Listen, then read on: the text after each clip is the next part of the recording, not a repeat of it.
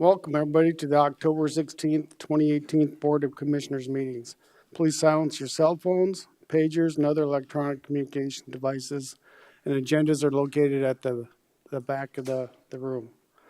I'd like to start out. I'll lead us into a moment of silence, followed by the Pledge of Allegiance, so please join me.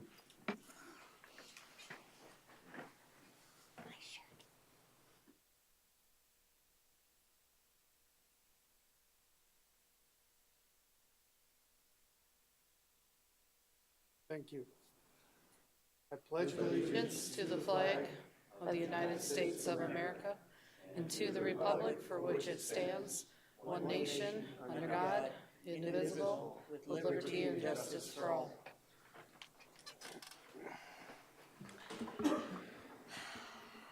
Morning, Mark. Next on our agenda item is review and approval of the agenda. Look for a motion for approval, review, and approval of the agenda. Motion to approve? Moved by Adcock, Second. seconded by Buskerud. Any discussion? Seeing none, all in favor indicate by saying aye. Aye. Opposed? Motion carries. Next on our agenda is the consent agenda, and I'll recognize Ms. Holly Hennies. Good morning, Commissioners. Holly Hennies, Commission Office Manager.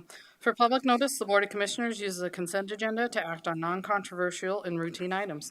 The consent agenda is acted upon by one motion and vote of the Board.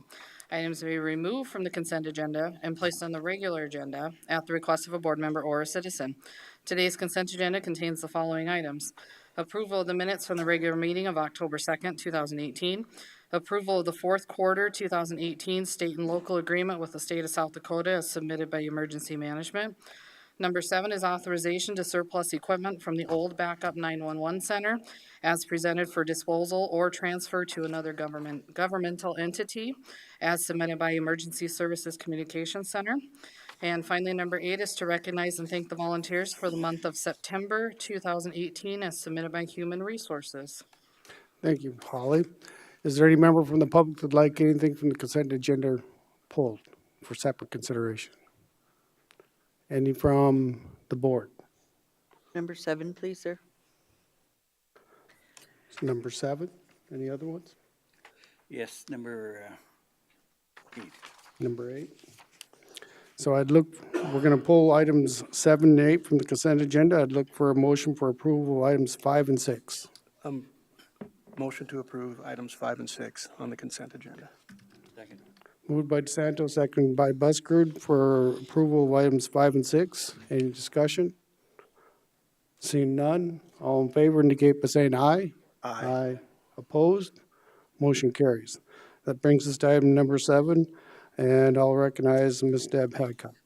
Thank you, Commissioner Lloyd. So, Ted, if I could ask you a couple questions. Ms. Hadcock, could you read it for us? Yes, it is the request to declare equipment surplus for disposal or transfer to another government entity. And then just a question on the one Zetron 911 phone system for recycling. That seems like it's $87,000. Why are we recycling, or are we redoing, or maybe you could just Sure. fill Good morning. us in, Ted Ms. Rooflet, Tech. Deputy Director of the 911 Dispatch Center. This is the old equipment that's been up at Fire Station 6 where our prior backup 911 center was located. This particular equipment was purchased in 2010, and it was an older design then. It served us well while it was up there, but we've since, as you know, we've stood up a new backup 911 center at Camp Rapid. Right. And we have a new 911 phone system that's been provided by the state there for the state 911 board. So this equipment is no longer useful, and none of the 911 centers in South Dakota can use it because they're all on this new next-gen 911 phone system. We also went back to the vendor we purchased that from to see if they had anybody that could use it for spare parts, and unfortunately, it's so old that it's just not usable anymore. So we're going to send it to the recycler through IT's process like we do for old PCs and printers so they can salvage anything usable out of it. But that's the reason it's on there. Thank you, Ted. I just didn't know what it was. Basically, I figured it's meaning phone system, computerized system, but Correct. for that price, I didn't know if we could use it for something else or somewhere else in the county. So thank you for answering that question today, You're sir. welcome. Thanks, folks. I'd look for a motion for item 7. So moved. Moved by Buschrood, Second? seconded by DeSanto for approval to surplus the equipment. Any further discussion? Seeing none, all in favor indicate by saying aye. Aye. Opposed? Motion carries unanimously. Next, we come to item number 8, and this is to recognize and thank the volunteers for the month of September 2018. I'll recognize Mr. Buschrood. This is something we do at the last meeting of every month to recognize the volunteers, and there's approximately 100 of them every month that work in their jail volunteers, search and rescue, JSC, law enforcement, and the treasurer's office, and they do a wonderful job for us and save us quite a bit of money. So, just wanted to tell them thanks again. It would take too long to read them all off. So. They know who you are, and if you need it, it'll be in our minutes. Thank you. That's all. Thank you, Ron. Any further discussion? Move to approve number 8. Moved by Hadcock, Second? seconded by DeSanto to approve the recognition of item number 8. Any further discussion? Seeing none, all in favor indicate by saying aye. Aye. Opposed? Motion carries unanimously. That brings us to the end of the consent agenda. We come to our regular agenda items. Item number 9, isolated track from Mr. Robert L. and Mrs. Barbara Steele. I'll recognize Jay Alderman. Good morning, Mr. Chairman. Jay Alderman with State's Attorney's Office. I think today the thought was at some point today the commission would decide on a date and time to visit the property to, as the statute says, to lay out one right-of-way and assess damages therefore. But obviously that's one statute that in itself has a lot of parts that aren't detailed, including a discussion over what does the board need ultimately or eventually to actually lay out that route and assess those damages. And I think one thing that I wanted to bring up, I've discussed this before and it's been in memos and we've discussed it in other cases. I don't see anything in chapter 3122 that imposes the costs, the upfront costs on the county. The cost of doing appraisals, laying out routes, actually constructing the road. I don't see that language in the statute. And so I want to make it clear that it would appear to me that the owner of the isolated tract, when you think about it, they initially have to attempt to get an agreement with the surrounding landowners on their own, in which case they would end up paying for all those things, or if the agreement with the landowner is such that they both felt they would benefit, maybe they would share some of those costs. Point is, government pays nothing. I think what chapter 3122 says is that when those arrangements or those agreements don't come to fruition, they don't happen, the owner of the isolated tract can come to the government to avail itself of your power of condemnation, eminent domain. That's it. The government says, here's the route, and that's how much it's going to cost you to pay the servient landowner over whose land the route was laid. That's it. So I'm saying all that to repeat that I don't believe the government has a cost in this. Gets me back then to my original kind of thought is, what do you need before you make these next two big decisions? Which route to pick and the assessment of damages for that route. You're probably going to need an appraisal. Not probably, you will need an appraisal. You're going to need some level of detail of construction costs, which would include the practicability of using the different routes, what it would cost and so forth. I would assume that would help you assess which one is the most convenient to the parties. That's a term that's used in the statute. As we've seen from the County Highway Department, in order to give you that level of detail, you're gonna need some engineered construction plans, far more detail than they can give you to date. And from equalization, they're not specifically qualified to do what we would refer to, I guess, as a condemnation appraisal when you're taking land through eminent domain.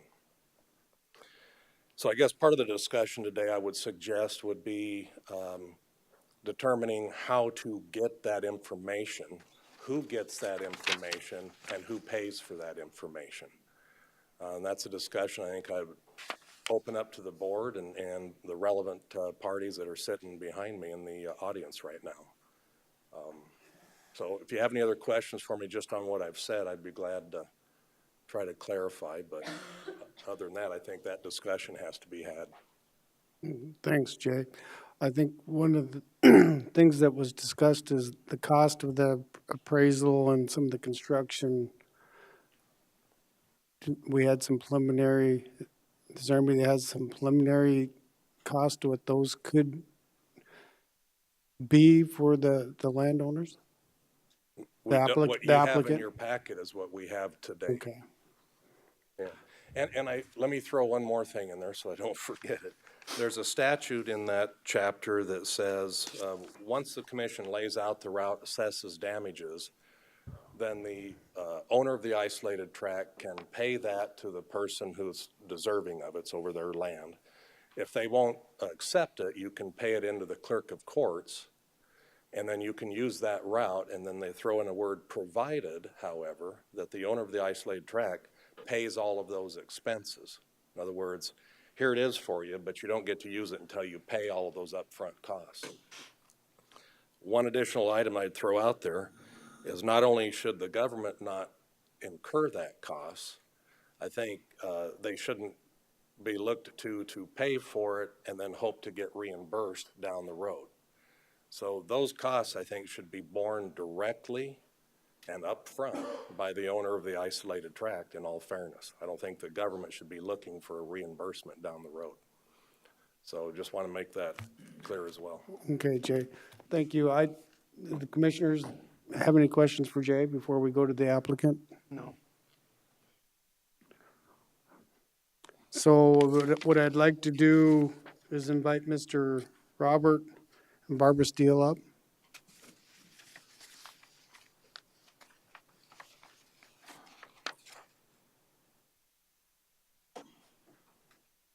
Hello, Barbara.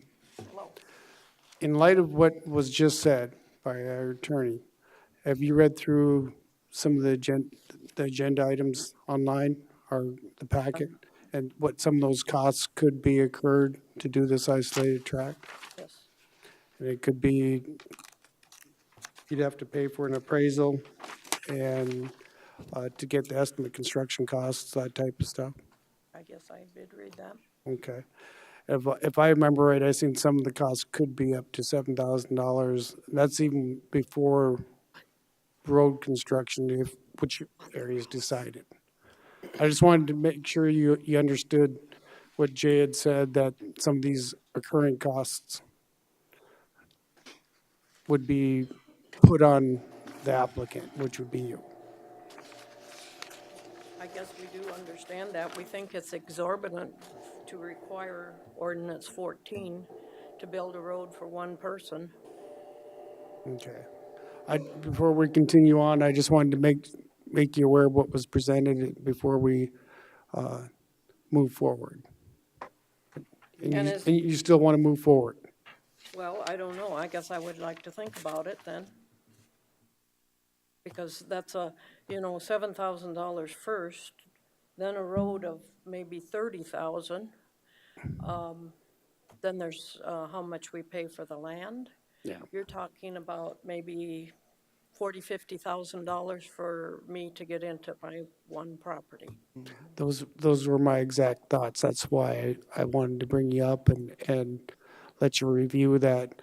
And before we get into any further discussion, would you like some more time to consider all the information before you want to move forward with the commission coming out and looking and doing all that?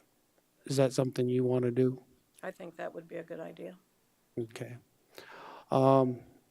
with that being said, commissioners, how much time would you need to consider this? I guess next month would be fine.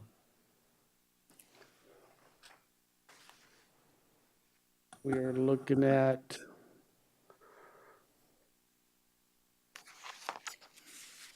First, 20th of November or the 6th of November? Let's go the 20th of November. 20th? Mr. Chair, Mr. DeSanto. Mrs. Steele, what route was it that Lynn Gray had agreed to allow you to use? Was that the route number 2? Either one, I think, was preferably he would like us to go on the section line because that would open up his 50 acres on one side and his 16 acres on the other side because they're in essence landlocked too without building the section line road. And that's the furthest north, looks like? Yeah, beyond the north. There's 50 acres on the right. north and 16 on the south.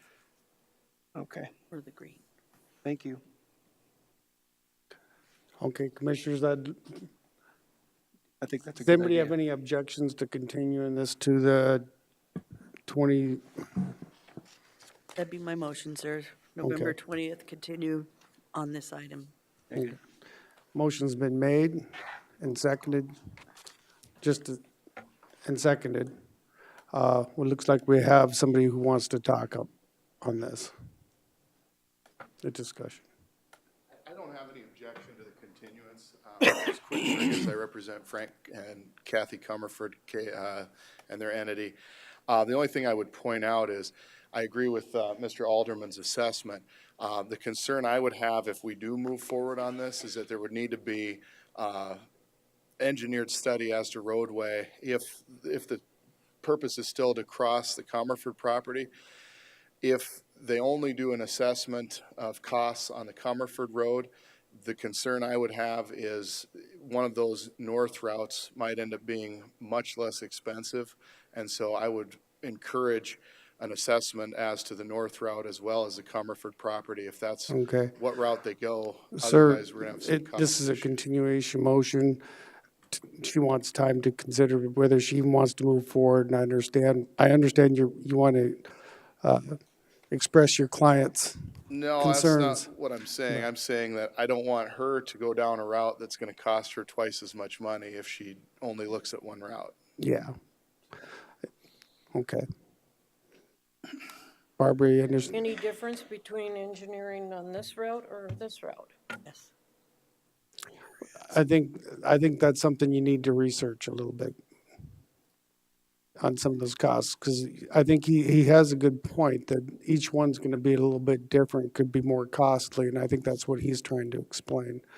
So that's why I wanted to give you a little more time to really think this through and maybe come to some agreements with another property owner that needs the road too. I don't know.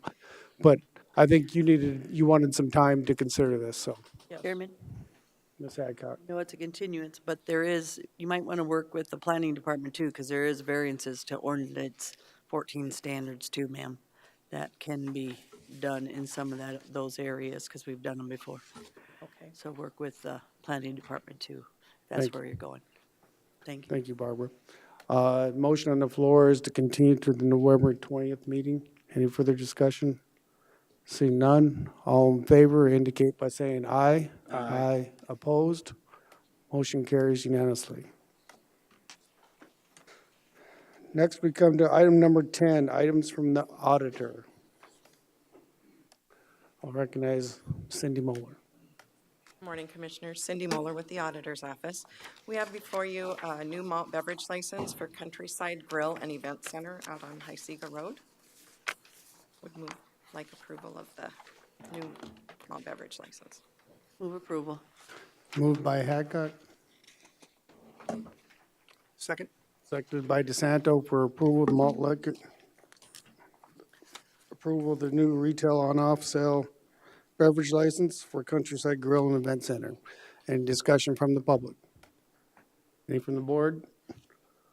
All in favor indicate by saying aye. Aye. Aye. Opposed? Motion carries unanimously. Thank you, Commissioners.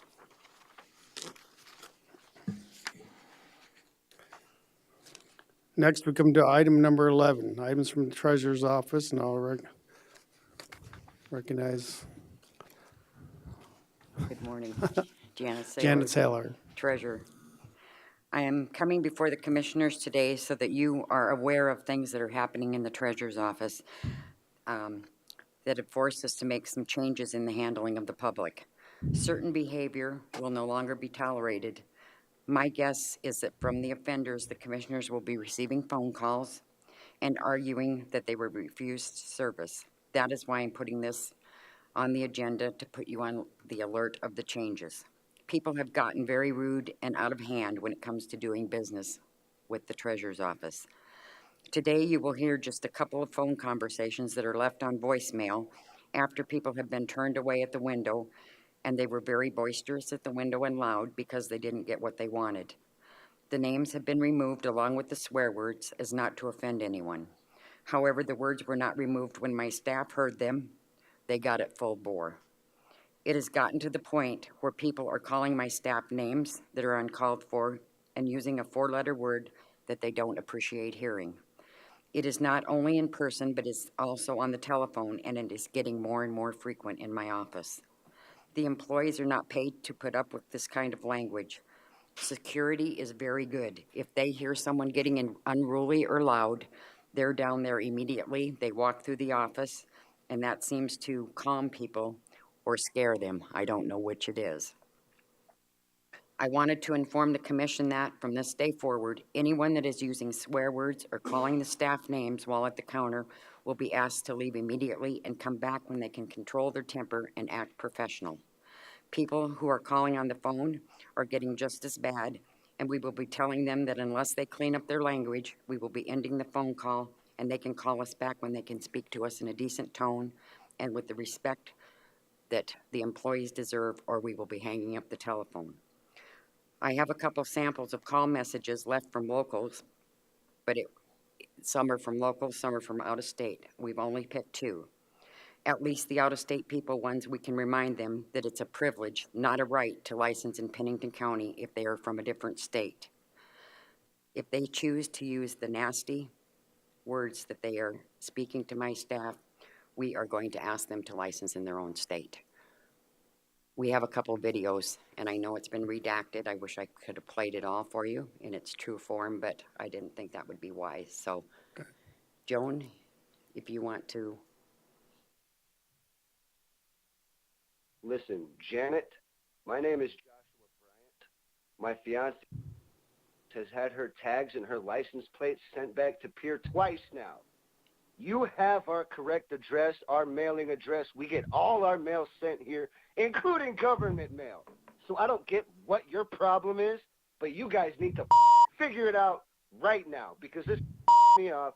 We're going to get pulled over, and it's going to be your stupid fault because you guys are incompetent and can't handle what you need to handle. Call me back. This is, well, my number is 605. I've called to talk to you guys before about having trouble getting titles here in Rapid City at the Treasurer's Office. And I'm just to the point, I told the sheriff's officer there today that he's going to drag me out of there if you guys don't do something about this office. I took 4 titles in there, and they would only honor 2 of them. One of them they wouldn't honor it because the date of sale was filled out on the front, but it wasn't filled out on the back. The date of sale would be the same date of sale, so why couldn't we just write it on the back? They had to send me out of there with a bill of sale, go track down the person and get a bill of sale filled out and signed now. I came in there with the Montana vehicle title, and they basically told me the Montana vehicle title was no good, that I had to go get weights and measurements on the trailer and bring it in. What good is a fucking vehicle title if you guys aren't going to honor them? When is somebody up here going to get together and get this figured out that a title is a title? You have to honor that title if it's signed by the owner. You don't get to choose. This is a legal document. Get these people figured out. My staff is very well trained. They know what the laws are. They know they have to follow the law. And while some people don't think that they have to abide by the same law and threaten us and tell us that, think if they bully us long enough that we're going to bend the rules for them, it's not going to happen. I don't know if there's any other department heads that are having the same problems that we're having, but I have told my staff that I will come to the commissioners and that I will tell them that they don't have to put up with this anymore. It's not fair to them. Thank you, Janet. Mr. Chair. Mr. Busker. Oh, I support you, whatever you want to do. It's absolutely asinine to have to put up with that. I'm afraid part of the problem is that this country as a whole has gone down the tubes with, especially because of what we see on the news at night, on social media, and everyone thinks it's proper now to swear and stand in front of the Supreme Court and bang on the doors and just act like asses. And that's unfortunate, but I think it's spreading, and obviously you're getting the brunt of some of it. So I support whatever you do. Mr. Chair, Mr. DeSanto. I'm in agreement with Ron. I totally support what you want to do, and frankly, the minute they start getting out of line, you should call security. Don't even bother asking them to calm down and have security. That's what they're there for. Come and escort them out of the building. Ron's right. This kind of language and this kind of attitude lately seems to just be perpetuating exponentially. And part of it, Janet, and I respect you asking us to, or bleeping out the language, but it's sugarcoating stuff so that people can't hear what they sound like when they're making these comments. Let them hear what they sound like, because I think maybe if they listen to it themselves, they'd go, wow, did I really speak that way? That's disgusting. Anyway, I apologize that you have to deal with that kind of disrespect. And as a department head, I know I have to deal with it, and I will take care of it. But it's not fair to the employees. No, They it's not. shouldn't have to deal with it. Looks like Shannon wants to share something before we go. Shannon? Shannon Rittberger, Director of Equalization. I just wanted to say that I support Janet in this. We are seeing an increase in this. Recently, go back quite a few years ago when I started, it didn't seem like there was much of this. There was always the oddball that throw a tantrum. It seems to be getting more common now. The idea is if you can be nasty enough, long enough, and not give up, you'll get what you want. I had one guy on the phone that Janet also got to deal with, and he was nice to me, but his ending statement with the phone call was, well, worst case scenario is I keep banging my head against this wall until somebody says, well, okay, here you go. And that's the idea. Nasty as you can be until they finally give up and I get what I want. It happens more and more. For whatever reason, I think it's a society problem. We deal with it in our office too, and Janet has some good ideas, and we're going to make some small changes to help our staff. Thanks, Shannon. Ms. Hadcock, did you have? I agree, Janet. Bottom line is act professional. None of us mind helping anybody with what they need for a solution and get things done, but you need to act professional when you're up there. Nobody knows all the answers. All we can tell you is what the law is. So I'm in agreement with what you're doing as well. We deal with it as commissioners, and I know anybody who deals with the public, I do hair for a living. People are pretty good to me that way, but I've seen the other side with other people. So again, how you're handling it, I think, is very professional as well. Sometimes people are very much, they don't have to swear at you. They get a little high-tempered. We all do a little bit because we have a passion for something. But the other thing is sometimes you have to say, sir or ma'am, calm down for a minute and I will help you. And it's always helped me in trying to find solution with people.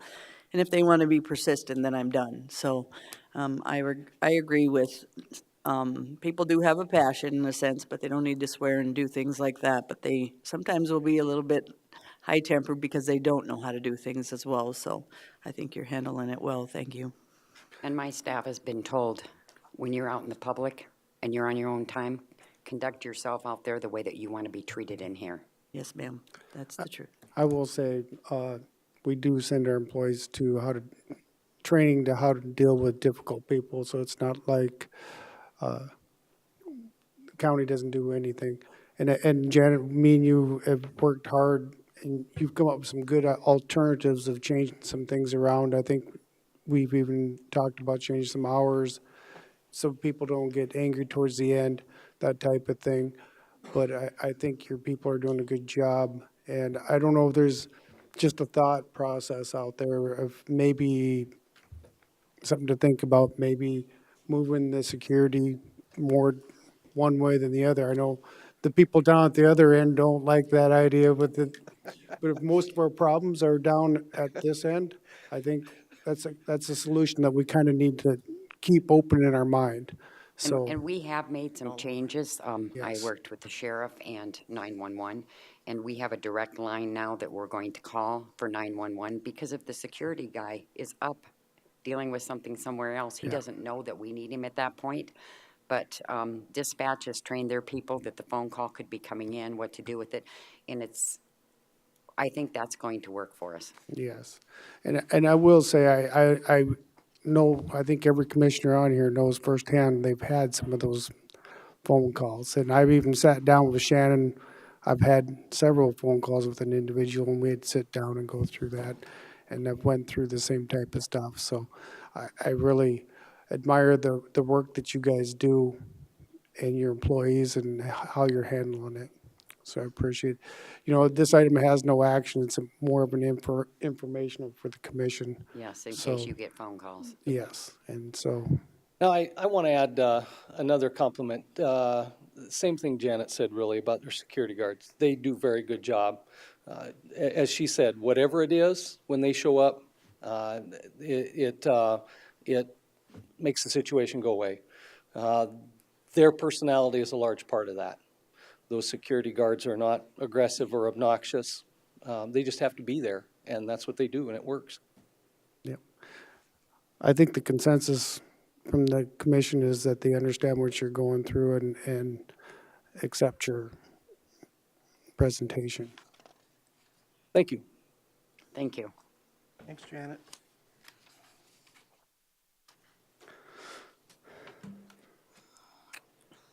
I was gonna say, not so fast, Shannon. Next item on the agenda is items from equalization. It's item A, abatement application.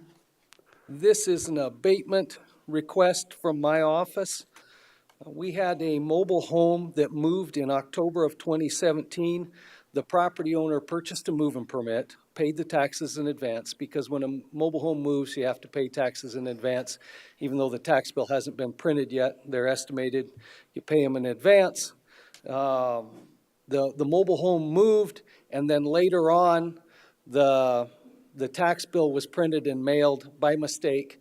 We should have caught that, and we typically have an automatic process that catches these and deletes the tax bill. This one fell through the cracks. She brought in her tax bill and her receipt that said she paid it in advance. We need to abate the tax bill that got printed and mailed. Motion to approve. Second?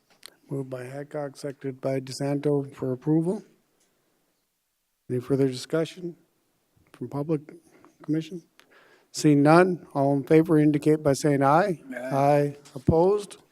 Motion carries unanimously. Thank you. Next, we come to item number 13, items from the Human Resources. I'll recognize John.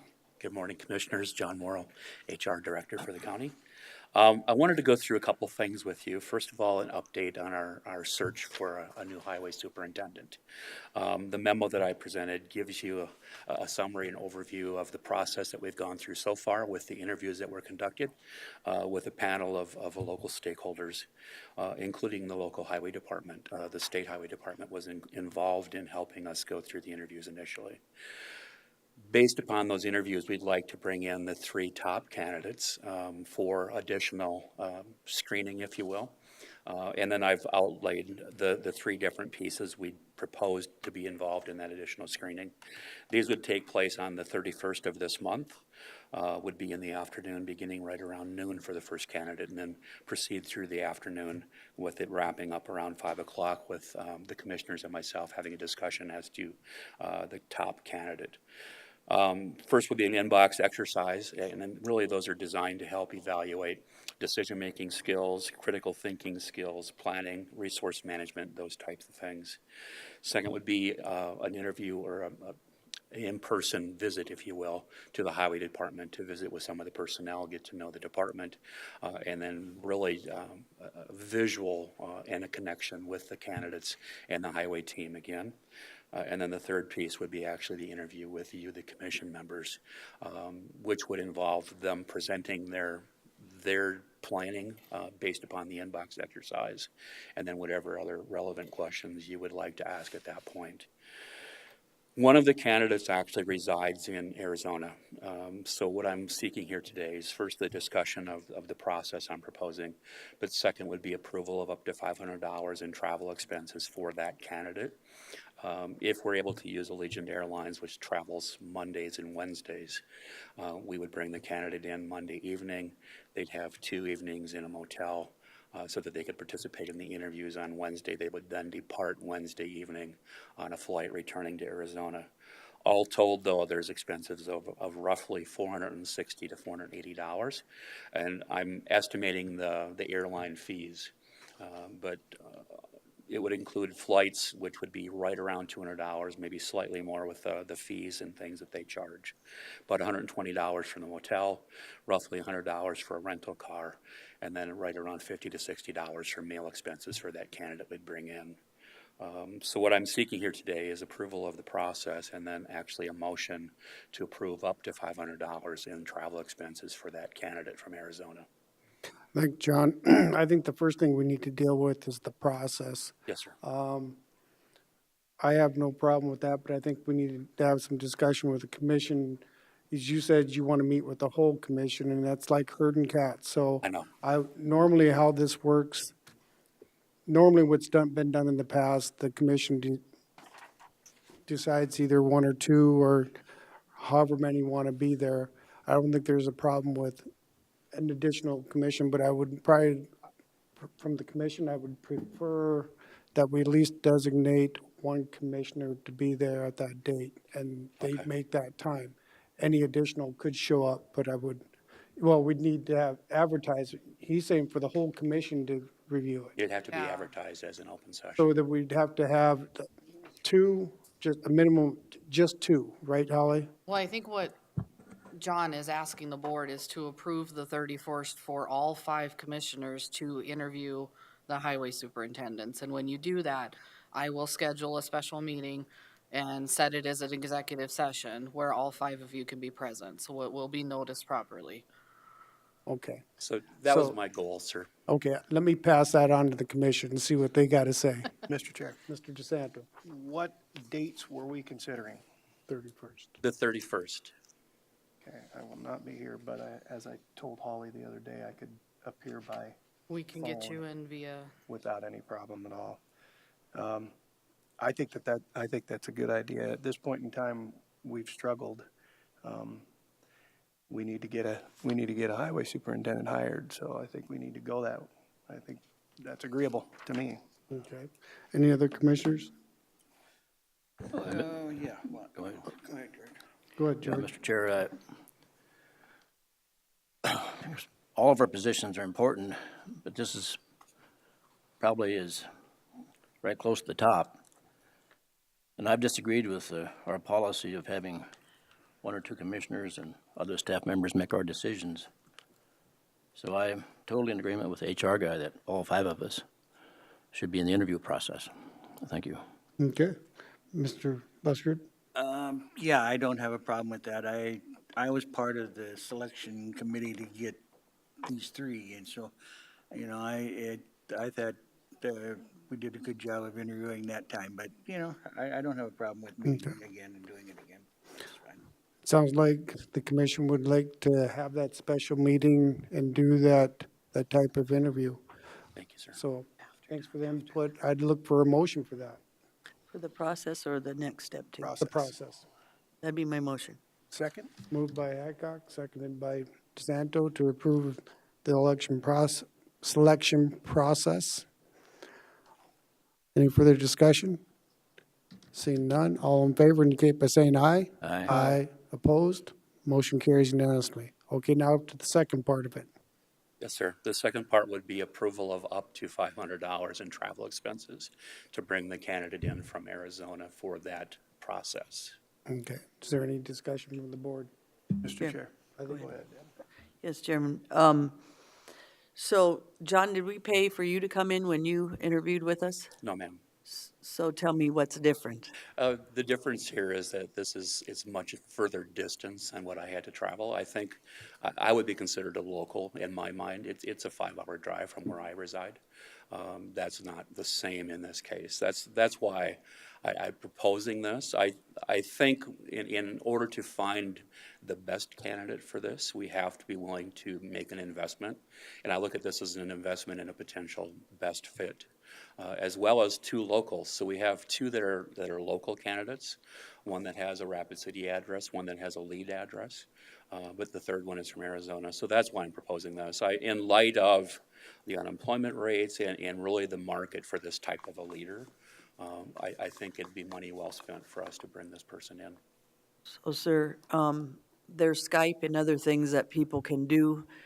For me, for the first step, if he becomes pertinent in our, for our bottom line, I think then it's worth maybe spending the money. But since you have 2 other candidates, it seems like if he becomes the potential, then it seems like more worth the money to fly him in. But through the first process, I don't know if we could Skype or do something else that would be, you know where I'm going. Yes, ma'am. So just as a point of interest, I guess, we did that with the initial interviews. Okay. We had a panel of 8 members, again, stakeholders that were involved with this person or would be long-term. And we actually did do the video interviews with them at that point. This process would not be as robust or maybe as meaningful or provide the results we're seeking if they weren't here in person to actually meet the personnel, tour the area, and for us to actually put them through this exercise where they met with you one-on-one. I think you'll gain more from that experience than you would from another video interview. Just my opinion. Mr. Chair. thank you. Mr. DeSanto, you done with it? Yes, sir. And one more thing, sorry, I forgot. Where is the money, the 500 coming from? Highway Department, I haven't told them yet. Okay. Thank you, that's all. Mr. DeSanto. John, Yes, sir. will this be the final selection process? Yes, that's So fine. once this is done, it's either a yay or nay. Yes, sir. That's my goal, is to have us decide that after the interview that evening, we would decide then who the top candidate would be. We make a formal decision at the November 8th meeting to actually extend that offer for employment to that person.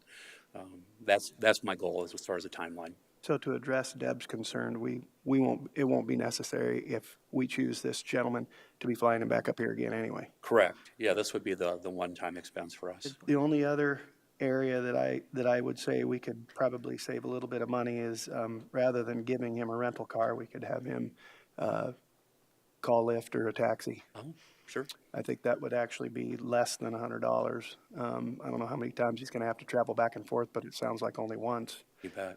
To the airport, to his hotel, here. So that'd be my suggestion. Oh, I like that. Thank you. Yeah, I would agree with John. I think from my experience with interviewing him, this guy from Arizona, it definitely needs to be looked at. And if it takes, I guess we do have a policy to pay travel expenses, and I think John probably should have got some too, but too late for that now. Yeah. So I don't have a problem with doing it. Yeah, I was fine. I didn't need it. It was nice to make the trip here. Well, John, I'll say that I think you've done an extraordinary job of the process so far. There's been some struggles getting some applicants, and also during the interviewing process, as he just shared, there was a lot more to it than just taking applications and phone calls. They did do the video one, I think, in light of the extent that, and there were some questions sent out and returned, and there's been a lot of interaction between these top three candidates, and I think this is the final point, and I think it was a good process, and I think Thank you. we're changing this around too. We're gonna have the commission here, so every commissioner's gonna have the chance, and I think he hit it on the spot when he said, when you meet them face to face or talk to them one-to-one, that helps. Yes. So I think we already did the video part, and I think it's acceptable to me, but Mr. Farabee. I'll be voting no. It just seems to me it's unfair to the other candidates. We bring a guy in and give him a couple days, and it's just unfair, so I'll be voting no. Okay. Thank you, sir. Thanks, George. Is there a motion? Motion to approve the expenses of the approval of the above recommended interview process for the highway superintendent candidates. Second. It's been moved and seconded with the understanding it's going to come out of the highway budget, right? Yes, sir. Okay. Any further discussion? Seeing none, all in favor indicate by saying aye. Aye. Opposed? Aye. 1 no from Mr. Farabee. Thank you, commissioners. Thanks.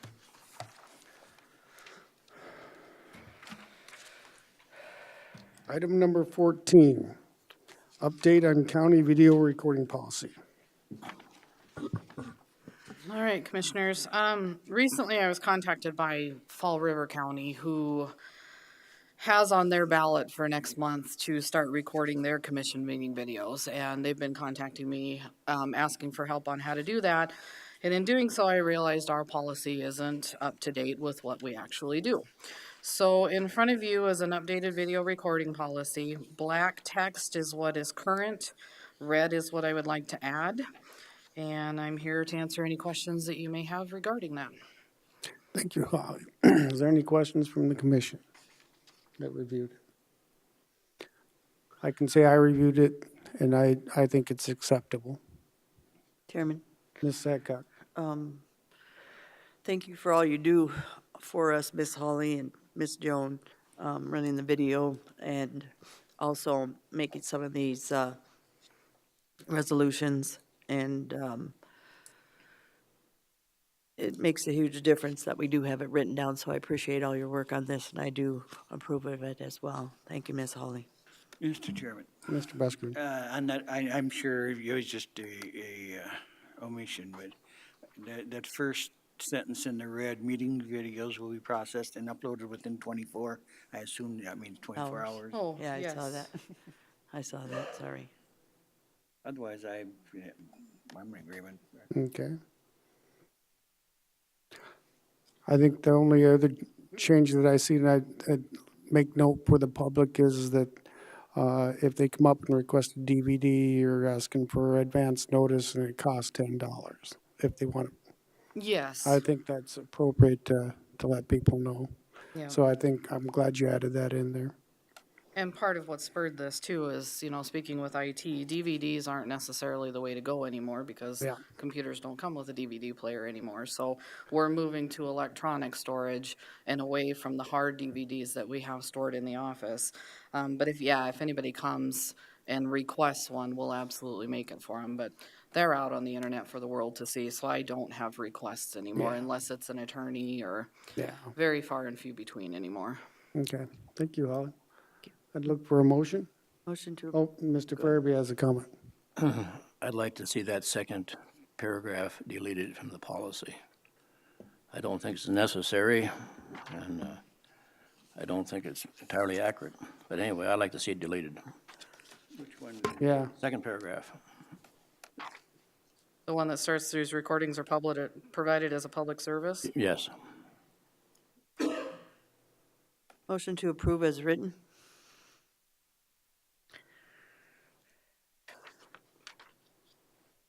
What part of it isn't accurate, sir? Motion dies for lack of second at this time. So I'm trying to, there's a lot of paragraphs, so I'm trying to figure out. Number 2 in black. Write it ahead of time. Number 2 in black, yes.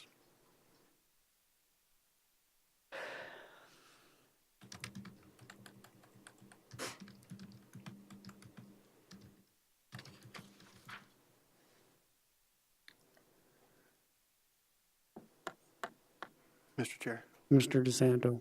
George, this seems to be sort of a disclaimer to protect us.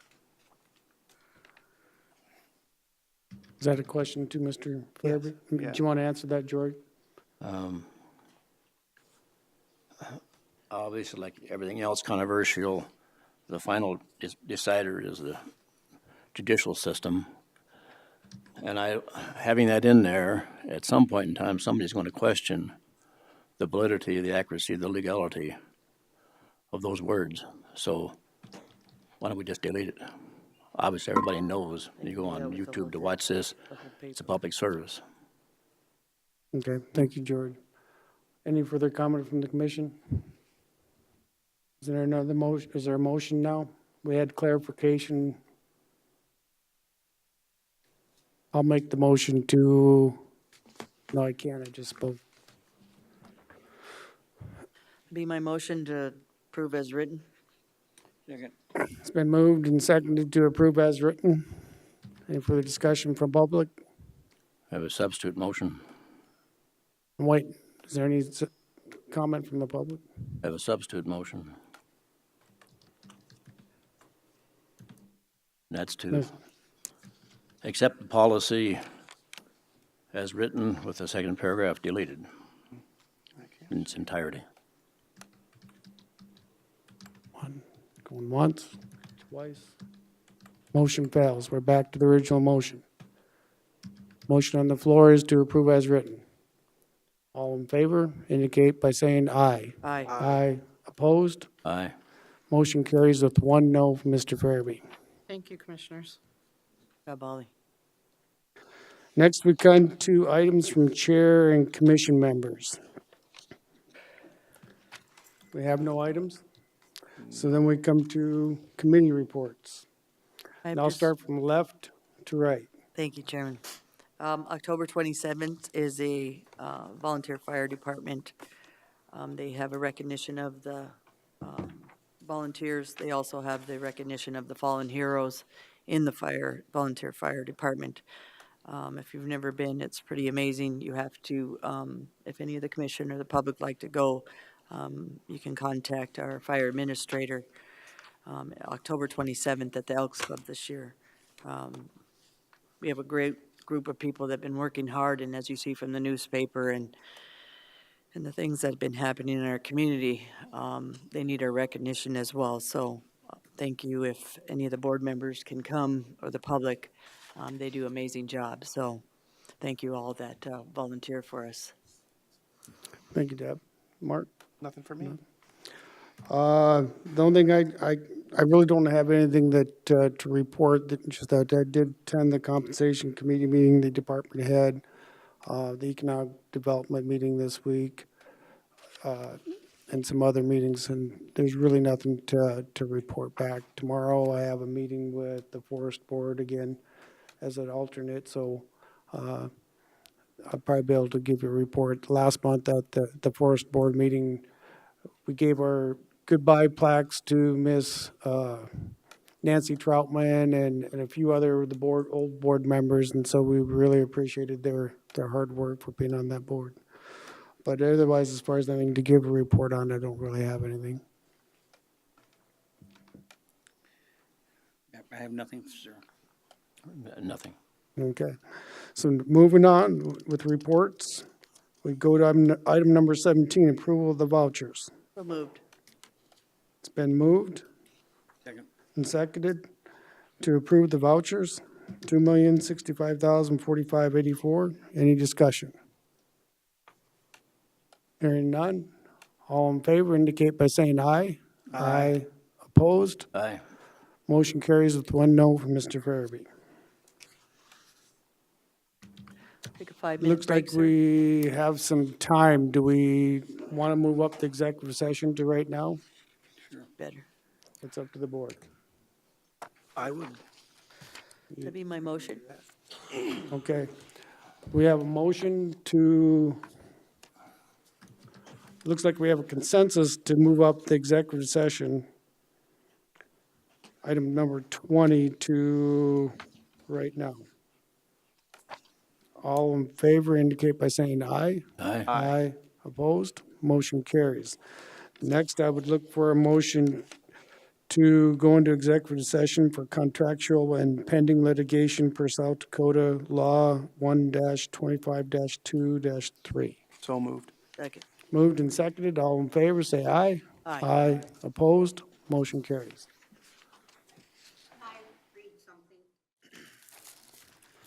Okay, I'd look for a motion to come out of executive session. So moved. Moved by DeSanto, Second. seconded by Hadcock.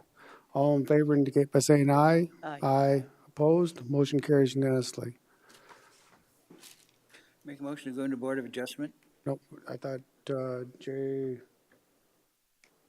Oh. Well, we gotta I do know that what first. you're saying. Want me to try and do it off the top of my head? Kara, do you have it? Mm-hmm. Kara can read it. You want me to read it? sure. To authorize a general fund contingency transfer in the amount of $5,013.80 to the general fund commission office budget and authorize payment of $5,013.80 payable to the American Legion Home Association Post 22 pursuant to the order of the Supreme Court for case number 28549 and 28549 and 28595. That would be my motion. Moved by DeSanto, Second. seconded by Buschrood. Any further discussion? Seeing none, all in favor indicate by saying aye. Aye. Aye. Opposed? Motion carries unanimously. Next, look for a motion to go into Board of Adjustments. So moved. Moved by DeSanto, seconded by Buschrood to go into a Board of Adjustments. All in favor indicate by saying aye. Aye. Opposed? Motion carries unanimously. Ready?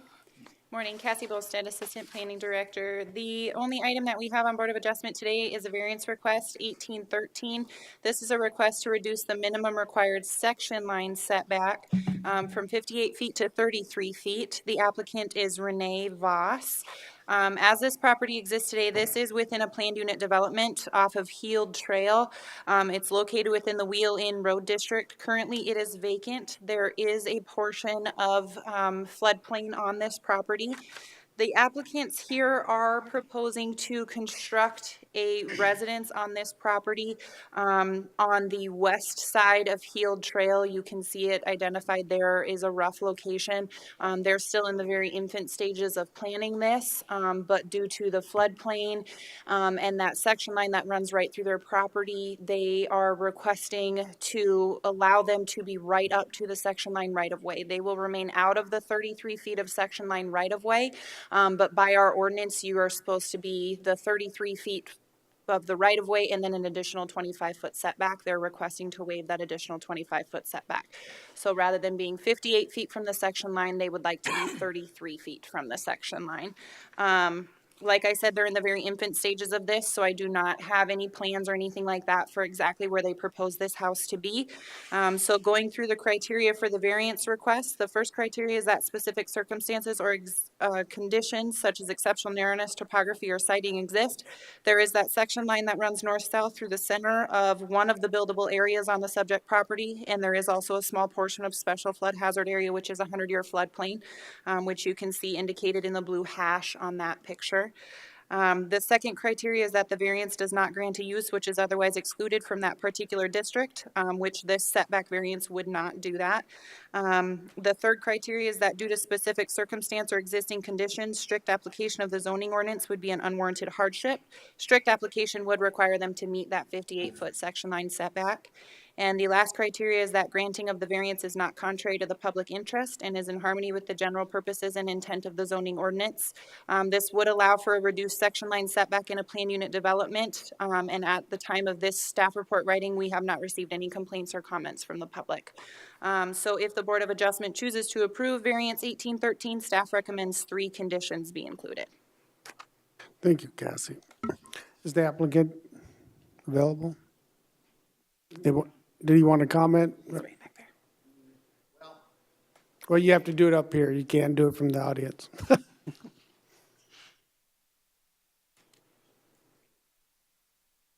We requested a survey and we had it done. And And I need you to identify yourself for the my record. name is Randy Voss. I'm the husband of Renee. She's sitting right there. Thanks, Randy. And we had a survey done, and the lines that are, the property lines seem to be a little bit off as far as how the survey reads by our measurements from the section line to the corner pins on the survey, the property, which doesn't make any difference, but it does somewhat make you think that the floodplain is on the section line because of everything that seems to move this way. Is that you can see the property on the top of the page is built in our property, which we don't think happened, but we think everything, because of our survey and the measurements of the setbacks, that the grid should be farther to the, it'd be to the south to me. Yeah. And we also have our 150-foot septic restrictions. We have there's two wells in the corporation. There's a well on the lot 15, which is the one above ours, and there is a well along the held trail. And so we're kind of in a pinch zone in that corner to try to find a place where we're complying with the 150 on both wells, and then to try to do the mechanical, the easement along the driveway, the trail. And so we're in a bit of a pinch zone in order to try to do everything, get a property in there that we comply with everything that we're trying to comply with. Okay, thank you. Does the commission have any questions? Mr. Farabee? Is the section line vacated? Or the right-of-way vacated? No. Not that we could find. Okay.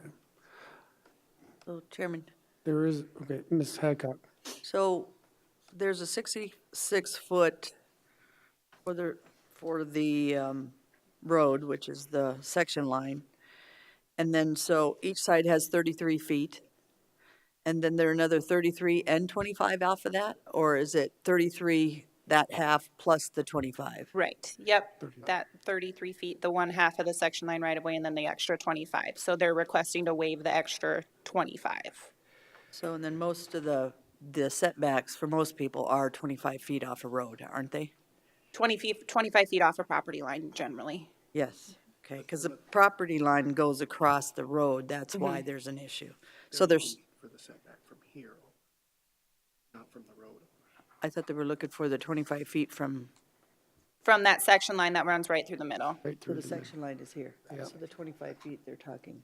So the section line is from the right of that picture where the road is, not from the property line on the left or the top of the where the house is? Okay, so his is a little bit different because he's still gonna have to, they're still gonna have to meet all of the setback requirements to the property lines, but then Okay. they also have to meet that 58-foot setback requirement to that section line as well.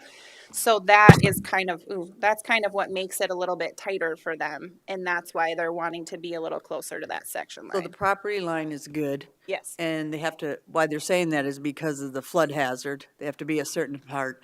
And then they also, in order to put a residence on that lot, they have to be 58 feet. So the 25 feet, again, is from the section line, which the section line already gives them 33 feet on each side, Yeah. right? Yeah. So, He won't, they're gonna remain outside of the section line right of way. yes, so that makes sense. Thank you. Okay.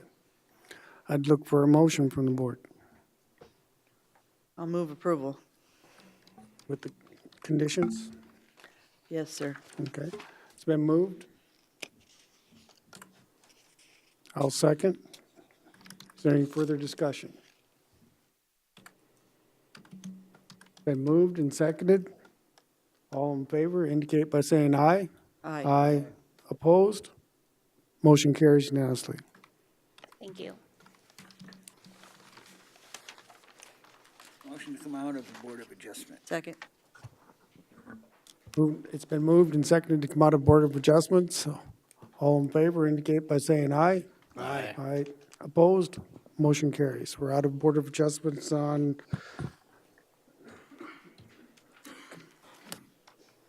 Item C. Items from the planet, Yep, consent agenda, sir. consent agendas. The Board of PJ Conover, Director, Planning Department. The Board of Commissioners uses a consent agenda to act on non-controversial and routine planning and zoning items quickly. The consent agenda is acted upon by one motion and vote of the board. Items may be removed from the consent agenda and placed on the regular agenda at the request of a board member or a citizen. The consent agenda for planning and zoning contains the following item. Item B, minor plat 1830 for John and Polly Preston, and approval's been recommended. The end. Would anybody from the audience like something pulled from the consent agenda, the one item? Seeing none, commission? Nobody wants it pulled. I'd look for a motion to approve the consent agenda. So moved. Second? Moved by Hancock, seconded by DeSanto. Any discussion? None. All in favor indicate by saying aye. Aye. Opposed? Motion carries unanimously. Thank you. Next, we come to regular planning commission items. Good morning, Brittany Molitor, Environmental Planning Supervisor. Item 20 is a layout plat request to create Lot 1 of Borglum subdivision. The applicant, Ken Nash, is requesting to subdivide the subject property to create a lot approximately 1 acre in size to retain all existing billboards within one new lot. As the property stands today, it is 21 acres. It's zoned general agriculture district. Access is off of Pine Haven Drive. It's along Highway 16, and there are 6 existing billboards along the front of the property along Highway 16. So they are requesting to create, and you can see those blue dash lines, that's approximately the 1 acre lot where it would be. Staff did route this through the interdepartmental review, and there was no items of concern that came up. For the purposes of a layout plat, staff finds no issues with the applicant's request. So staff is recommending approval of layout plat PL 1829 with 9 conditions. So moved. Moved by Hancock.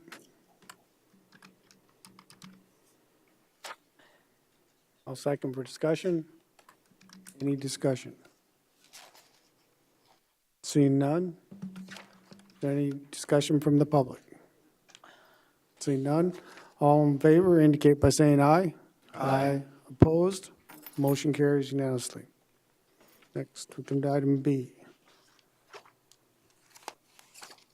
Item D is a major Sorry. plan unit development, the second reading of a major plan unit development amendment request, 1806 for Catherine Sapinski. Rob Livingston is the agent. This is a request to amend an existing plan unit development to allow the single-family residence to be used as a vacation home rental. This was continued from the last board meeting in order for the applicant to be here. The applicant and the agent are in the audience today, so I'll let you guys take it away. Thank you, Cassie. I think at this point, what I'm going to do is I'll let the applicant speak if they have something to say, and then we'll go to the other half. And I'd just like to remind you, this is our third public comment period. So I think the commission's fully aware of everything that's happened on. So I'd ask you to hit your high spots when you speak. Thank you. Rob Livingston for the applicant, Catherine Sapinski. And I just wanted to just go over quickly. We'll make some quick high points for you at the starting with covenants, which I know you guys don't enforce, but it does not say anything in the covenants that will not allow vacation home rentals. The ordinance clearly has avenues for this to happen within a PUD. They have acquired all the necessary licensings as far as for the state and from the health department to do it. This is a unique property, as we all know. I'm not going to get into that too much. I think there was 3 major concerns that the homeowners had, and I'd like to just hit basically on those 3 points. First of all, was a property value decline. I have done as much research as I possibly can. I have not seen where that would decline a property value. In fact, I found places that people are complaining because they have a VHR next to them and it's an income property. It's actually raised their taxes. So I guess that's either or. Road wear and insurances. That road is already used by vacation home rentals on another development, but it's a joint rent. So the insurances and road wear would be definitely less versus having a somebody live there full-time and going up and down every day. And then the big one, of course, is Pandora's box set in precedence, which is, I'm sure, a concern for you and them. And I think that anybody that wanted to do this again would have to look at it and see if it fits, according to the area, which I think this lot definitely fits within the area. If you look at 213A in the ordinance, it says it must be surrounded by it. I do have this little map up here that shows you all the vacation home rentals that are all on that same side, everything that I highlighted with a pen. Not very professional, but that's what we did. Got it up for you. So I think that if there was something on the other side of that PUD, I could see where the commission would be worried that it doesn't fit in the area. The other thing is, it's in their hands. If you read their covenants, 75% vote. If everybody up there doesn't want it, they could change their covenants and make it so VHRs aren't allowed in there. And if that was the original intent, that you would think that would be in there, if that was the actual intent that they didn't want to do it. And then third, they can go through the same process, amend the PUD and make it so it's very specific that vacation homes aren't in there. So I think that opening Pandora's box and setting precedents isn't really the case that's here. I think the case is that they have the control to do it and that they could do that at any time they wanted to stop anything future from happening. And that's it. I think it fits. I think it's within the law, and I'm going to let it go with that and make it short. Thank you, Robert. Have you guys designated you each want to speak, or Chris, few of you? Okay. Morning. Morning, Chris. Chris Cutler. I'm the president of the Homeowners Association, the Reserve at Remington Ranch. I'm making these comments under the direction and approval of the Board of Directors of the Homeowners Association, which membership includes all owners, this includes Kathy, within the Reserve at Remington Ranch. The Homeowners Association has opposed the amendment petitioned by Kathy Spensky to modify the planned unit development for the Reserve at Remington Ranch for several reasons. I'll limit my comments to three. First, under Section 213 PUD Section B, permitted uses, number 1 of the Pennington County zoning ordinance states, properties and buildings in a PUD are to be planned and organized as a single entity and as one complex land use unit, rather than as a group of individual buildings located on separate lots. Number 2 states, uses may include vacation home rentals in accordance with Section 319. Our objection to this amendment lies in the fact that the PUD organized our development as one unit that does not allow for vacation home rentals. There has been overwhelming opposition to this amendment by those who own buildings and lots within the PUD. These are the members of the HOA, or in this case, the PUD. The single entity, the HOA PUD membership as a whole, is in opposition to the individual, Kathy, and the PUD was properly submitted and approved as written, not including VHR. Second, there has been overwhelming opposition, 12 letters representing all permanent residents and 2 non-permanent residents, as well as the developer of the PUD and attorney representing the HOA. The opposition, which really represents the PUD, has also been and continues to be overwhelming in the representation at these meetings. I think it's safe to say that we, the members of the PUD, have been very passionate at these meetings expressing our disapproval for this amendment. Finally, Kathy and Rob have already developed a clear track record of intentionally and willfully not complying with the rules. They filed this petition to amend the PUD only after they got caught by the HOA in violation of the PUD. They remain in violation of the Pennington County zoning ordinance by continuing to operate a VHR, even though as right now, it is still legally disallowed. I have a screenshot of their VRBO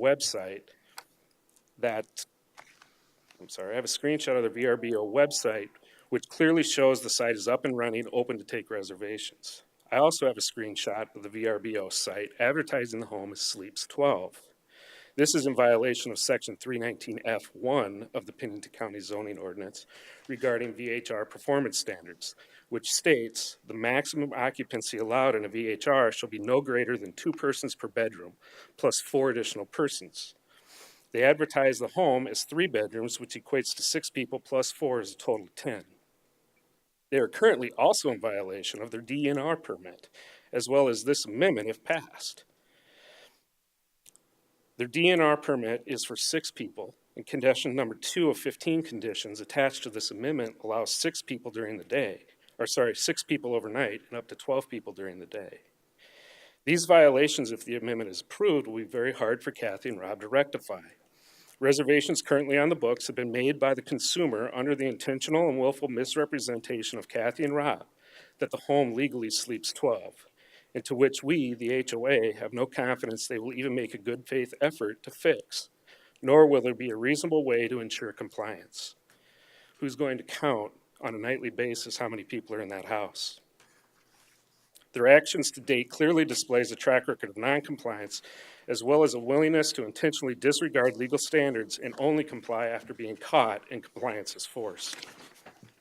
There is no reason to believe this behavior pattern will change, nor is there a realistic solution to force compliance if this amendment is passed. In closing, the HOA would like to point out what we believe to be a workable compromise if the amendment is denied. Kathy can rent her home out on a long-term, monthly, seasonal, semi-annual, annual basis. This would be consistent with the setup of the current PUD and covenants governing the reserve at Remington Ranch. The benefit to both parties are that Kathy can collect rent to offset maintenance, mortgage, etc. of the home, and the HOA can be sure that renters won't change every 3 nights. The renters will not be unknown by either the HOA members or Kathy, and the HOA members would have the opportunity to build a relationship with the long-term renter. I might also add that this would be a benefit to the Hill City area as a whole.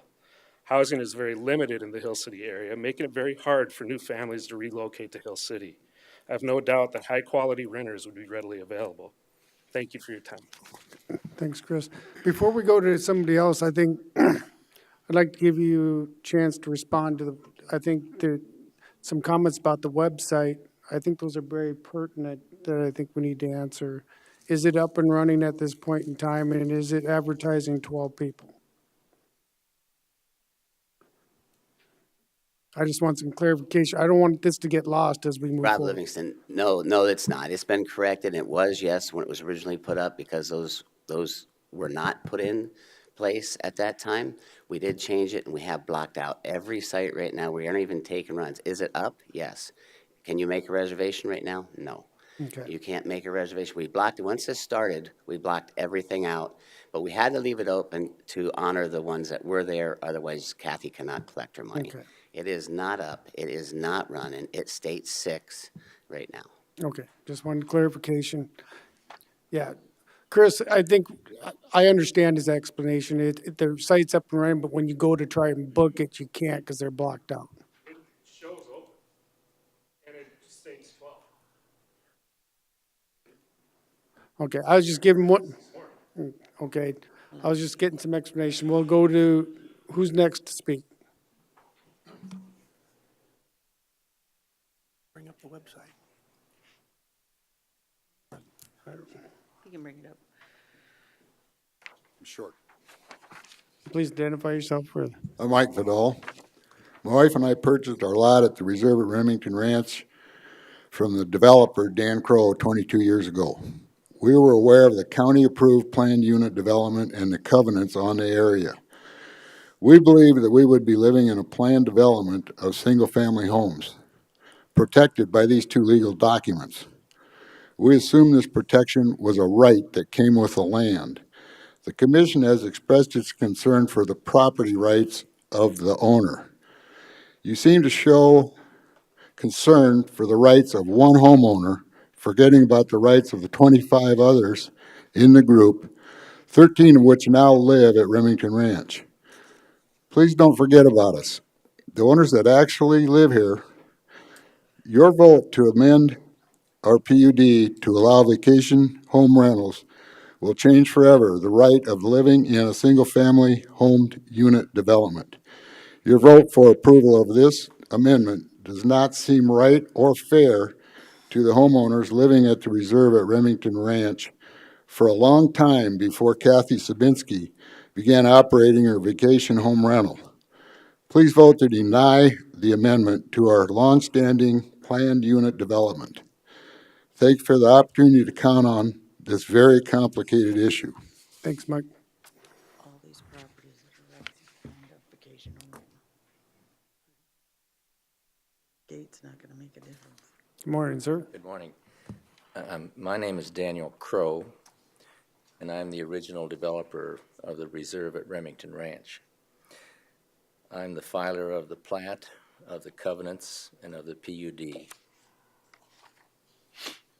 There are few communities in the Black Hills that offer what I envisioned and intended for the reserve.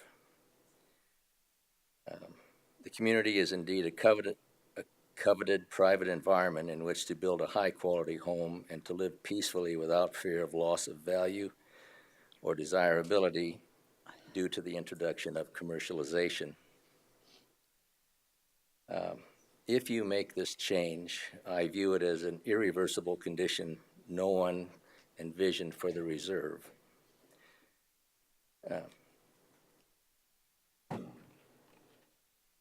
And no one contemplated as even a prospect under the protection of the zoning, the PUD, or the covenants, conditions, and restrictions. As a builder in the reserve, I can say that no one ever considered that they would possibly have commercial business operations in their community after they built their home. On behalf of the homeowners of the reserve at Remington Ranch, I implore you to resist the temptation to permit a modification of the founding documents of the community to permit commercialization not originally contemplated when originally approved by the county. I can appreciate anybody's need to protect their home, the value of their community, and the quiet setting that they thought they bought into. That's why it was developed, that's why it exists today, and that's why you shouldn't modify the PUD to allow this, in my opinion. There are plenty of other commercial opportunities nearby. This home should remain a residential home. If it's rented, it should only be rented on a long-term basis where they can become part of the community as opposed to a night or two or three coming in and leaving without regard to the integrity of the community. As a real estate developer, I think you are setting a precedent if you pass this that will be hard to reverse in other situations as well. I think you need to hold the integrity of what was intended, what exists there today, and not allow for the creep of commercialization into the community as it was originally planned. Thank you, Daniel. One question for you. When you started development and you did the covenants, what year was that you wrote those? Well, it was 22 years ago, so it's been quite a while. It's Okay. actually longer than that, probably 25 or 26 years ago. And of course, vacation homes were not even contemplated at the time, or we would have had that as a restriction when we created the covenants, Okay. the PUD. But things change, and that's why I think it's imperative that the original intent for a residential community at least should be held as gospel. It shouldn't allow commercialization to enter in and change the nature of the community. Okay. So I hope you can hold to it. Thanks, Daniel.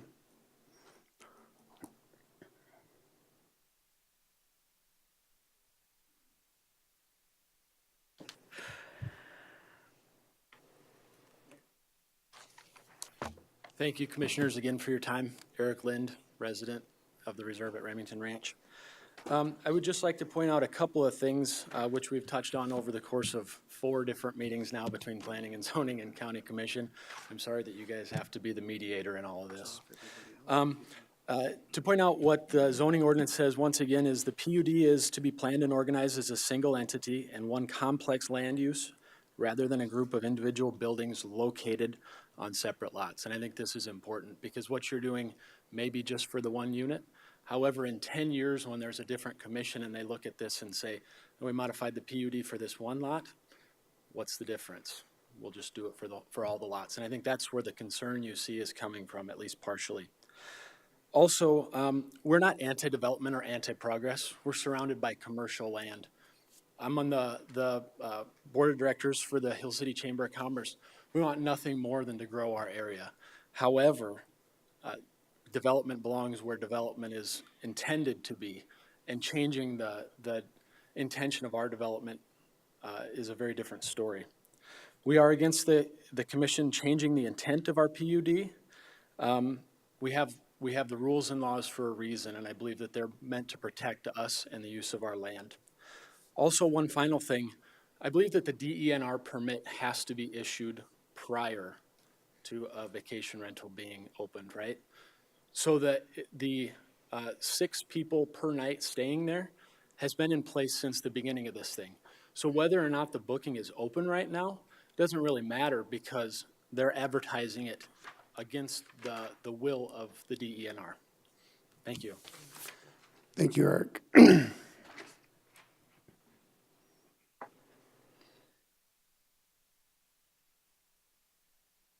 Anybody else? You guys are all good?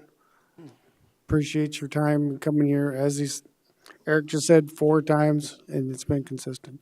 At this point in time, I'm going to go to the commission for discussion. Is there anybody that'd like to go first? There's no motion on the floor. I will. Chairman, Ms. Hadcock. I'm listening to both sides, and here's what I see. I see a lot of vacation home rentals around you. I see a LDR behind you, which allows, if you look at where your properties are, there's an LDR behind you, which would allow right behind the lots where you all live, right next to you, vacation home rentals. You guys know that, right? So it could be right in your backyard. So to me,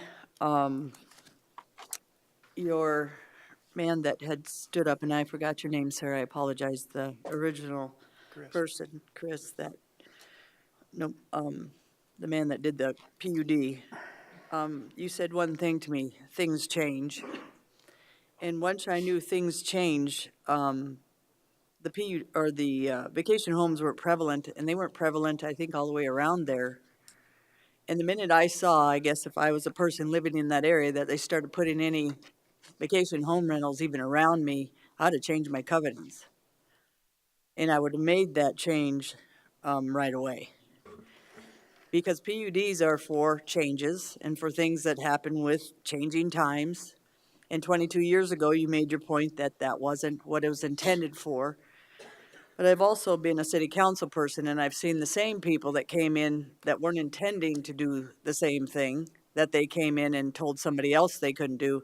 They intended to do it later, and they did it instead of just 10 years later being a different commission approving PUDs. I had the same people come in, and they wanted a vacation home rental, or they wanted something that they came in before until their property, something happened, disabilities, different things, mental challenges, different things that happened in their families, and they came in and changed that direction. I can appreciate the intention, and I really appreciate the intention, but I also, things changed. If anything on this, I would change board that, and to make sure it would be option 2, and it would be 6 people was the max overnight, and then they could have 12 people in it during the day, or however they say that, but that's the rules, or 10 people. I guess it was 10. To follow the rules, let's follow the rules of the state, not just only this commission. But for me, telling me not to do a vacation home rental in my district that's at the bottom of the hill where there's a road where all the vacation home rentals go, and then tell me not to do a vacation home rental and to approve it when there's an LDR behind me where I could put, I don't know, split those lots and put them right behind you. For me, I don't know, I guess at this point, and before this even happened, and when this was happening, I would be changing that covenants right now and get it in the process. And number 2, you're gonna have them behind you. And unfortunate, okay. No, not from the audience. right now, we need So, to have our discussion. I'll give everybody one last chance. and I guess that's what I'm seeing unless somebody is telling me and showing me different, but, and, sir, if that's okay, I am talking and then. You want to ask him a Yes, sir. question? Yes, sir. Okay, now you need to come up here. She wants to ask you a question.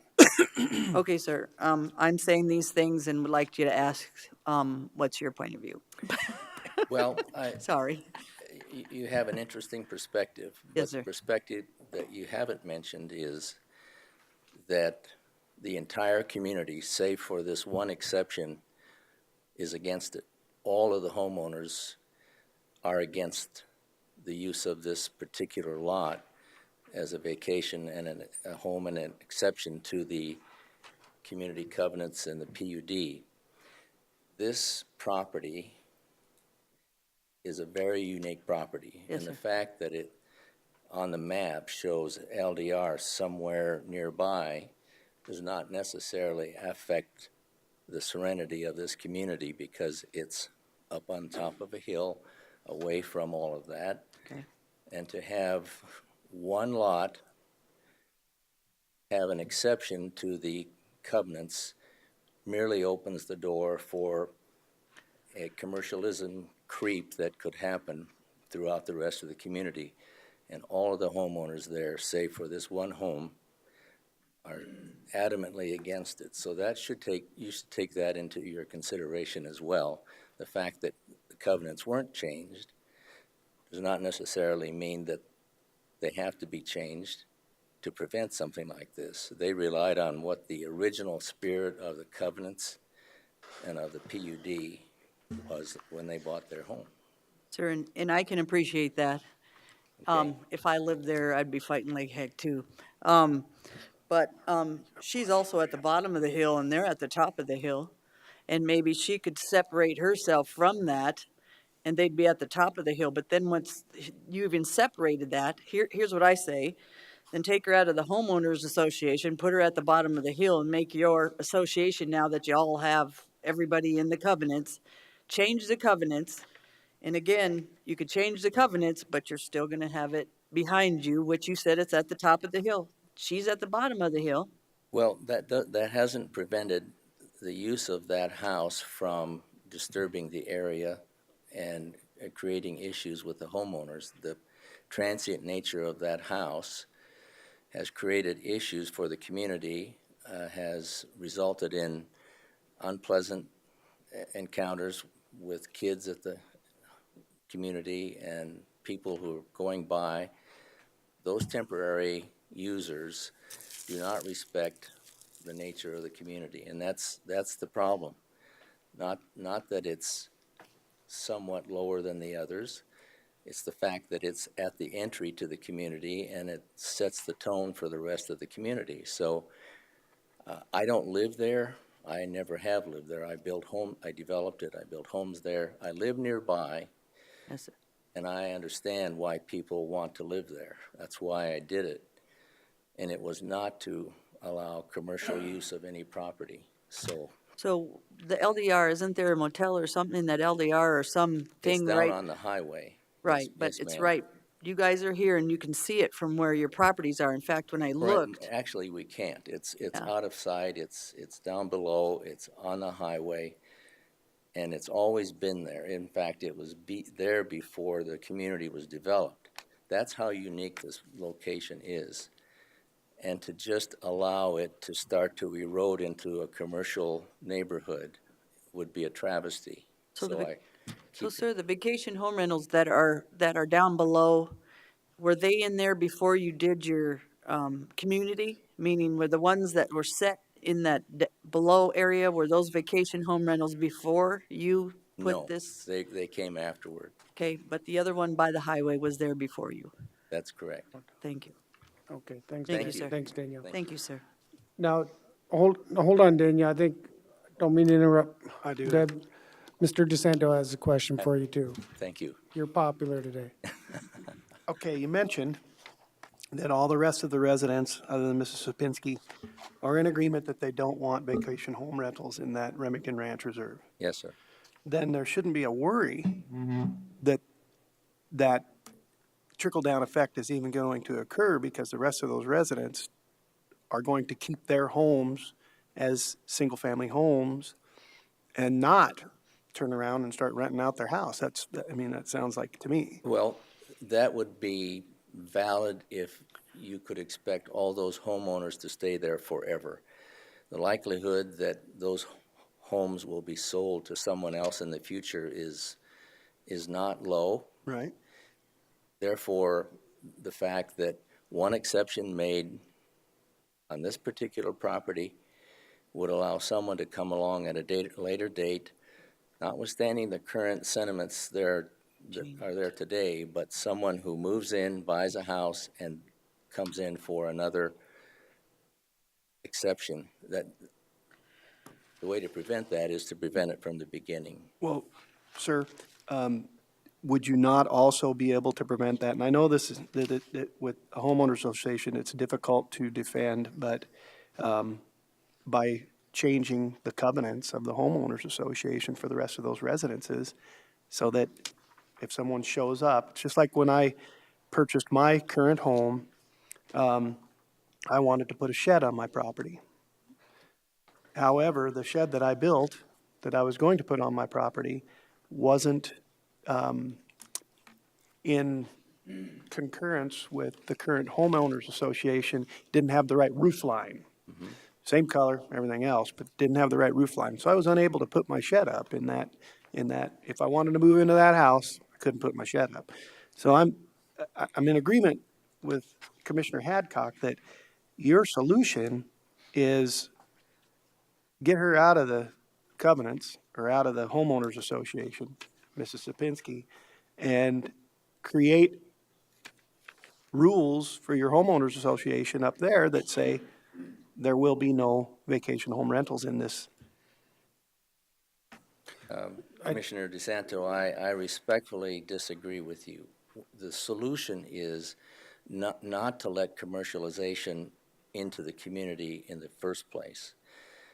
Keep it where it belongs, where there is zoning for that type of use. This is not a proper use for this community, and you should not make an exception for all of the rationale that you've come up with. It just is wrong, and it'll create a precedent that you can never, ever remove. The better thing to do is to allow her to rent her house on a long-term basis. That overture from the homeowners association, I think, is a positive one for her. Let her rent her house, but on a long-term basis, not on a vacation home basis, which is a commercial use. I get it, I understand. I hope you can weigh that into your thinking.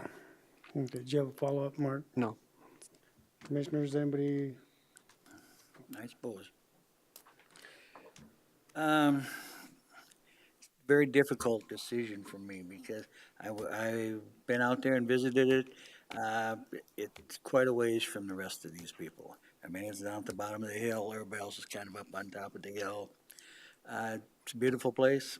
I said, well, we should get some gates, and there's two different areas, two different roads, and so that's probably impractical. I would agree that changing covenants probably isn't necessary for you, even if this goes through. That's the way you stop it from happening again. And I have always been in opposition of vacation home rentals. I always voted against them as much as I can. But the one thing I got to say in their favor is we have very, very few, if any, examples of trouble from those places. I expected more too, but there really haven't been that many. And to clarify one thing that I disagree with, but it is what the state says, these are not commercial businesses, they're residences. I don't know how you would define commercial other than you rent them out at night and collect the money. And I disagree with it, but that's what they say. They are residents, they are not commercial. So I I guess where I'm at right now is, I have been against VHRs from the start, so I guess I'll probably be there again. I do have one point that I would like to mention that has not been discussed yet, that was just brought to my attention. A fact that I knew about but just lost track of. This particular property is the property on which the water well for the entire reserve is located. That has a couple of impacts here. One, that lot could not be separated from the community or the covenants. And also, overuse of that residence vis-a-vis the capability of that well to supply the rest of the community could possibly be a factor. So changing that house from a single-family house that has a cistern for its daily use that's fed by that well, as is all of the other homes in that community. They're all fed on a gallon per minute restriction so that it cannot be overused. But that particular house with a commercial use could easily overuse its water allocation for that community because of the increased occupancies. Okay, thank you, Daniel.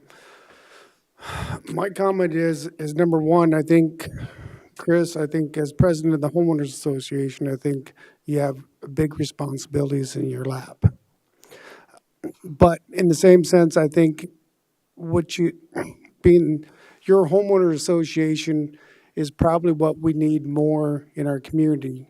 I mean, you guys are talking, you're working together, and I think that's a pretty amazing thing nowadays.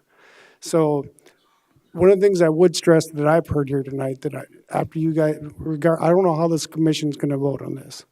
I would recommend you change your covenants to adamantly say no vacation home rentals. That'd be the first thing I'd do starting when you leave this room. Get with your lawyers and to protect yourself so you're not here again, because this commission has followed covenants. They've sided on the sides of the covenants. And every homeowner that comes in to that development, when they sign those deeds at the title company, get a copy and they sign those covenants. And so they are important. That's one of the reasons why I asked Daniel when this was written, because a lot of these haven't been updated. Number one is because the homeowners associations haven't communicated well enough in their developments to do that. You have that. So that would be the first thing I'd do. You know, as I was going through this and listening to the commission, you're absolutely right, Daniel. 20 years ago, you couldn't envision this was going to happen. There's a lot of things that don't happen, and that's one of the reasons why this commission is established, that we deal with this, because we have to try and look out into the future and see what's happening and be able to adopt and change, and not everybody's going to like it. As I said, I don't know how this vote's going to go, how this decision's going to go. One of the things I do know is the VRBs weren't thought about 10 years ago, 20 years ago. When they talked commercial, we talked commercial, we talked motels, hotels, that type of thing. So I'm kind of torn. I don't know. I want some more input from my commissioners and see where we go from there, because I respect both sides, but I think, as I just explained, I think that it's some challenges, and neither way, there is some compromises I hear about long-term rentals and that type of thing. But I think we're going to have to really, this commission they formed a committee and worked on vacation home rentals requirements, because they seen 3 years ago that this was starting to happen. And it's going to be more prevalent in our communities. So I think they've seen that, and they come up with ordinances on that. So at this point, I'd open up some more discussion with the commission. Chairman, Ms. Hadcock. I respect the developer's point of view a lot. I do. But I also, a long-term rental, and you're worried about water, you got to be careful when you say that, because we had 11 kids in two bedrooms. You could have a lot more people than by law what the state BHR is. So sometimes you got to be careful what you ask for, in one sense. So I do respect what you're saying, but and I don't know, but can you rent month to month? I think you can in the city. I know the motels rent weekly, so you could still have what you call a rental, a long-term rental. So are you going to ban long-term rentals in your property? Do you see what I'm saying? So a VHR is more regulated than a long-term rental. I'll just tell you because I do rentals. It's more regulated. So that, I just have a hard time saying that I'd rather have a long-term renter. So anyway, that's my point of view, but again, I respect what you're saying, but I'm also seeing the other side, from it being at the bottom of the hill and stuff, so, thank you. Thanks, Ms. Hack. Mr. Farabee, you're the only one we haven't heard from. You have any input? There's a lot I could say, but I won't say it. I think it's time to vote. Well, and I'll pick up on the water deal, yes, and I know and respect Mr. Crow, but a family of 10 in there would probably be quite a drain on the water. And that's a possibility, a family of 8, 9, 10.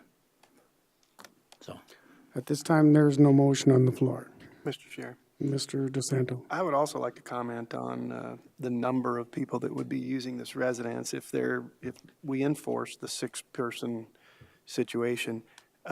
As you said, other people could be moving into that neighborhood, houses could be sold.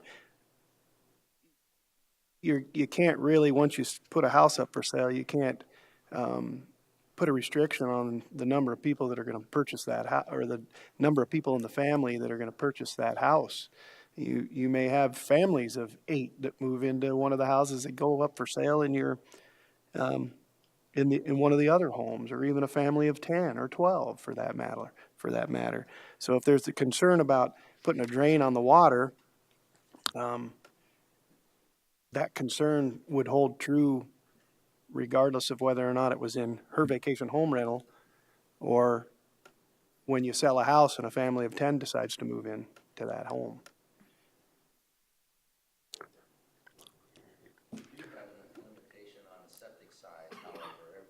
Okay. We can't take input from the audience. I understand it's hard. It is hard. This is where we're at.